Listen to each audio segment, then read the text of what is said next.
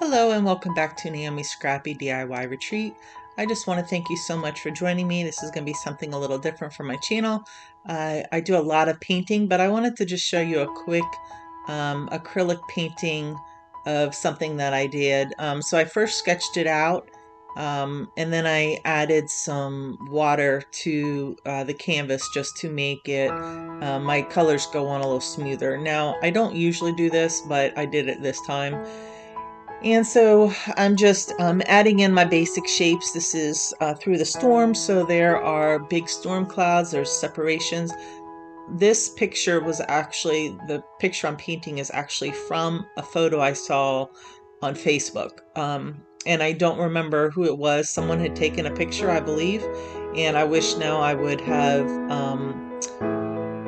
remembered who had taken the picture. That way I could give them credit, but it was somebody else who took this picture. It was not me this time. Usually I do pictures off of other things I see or my own photos or just things from memory.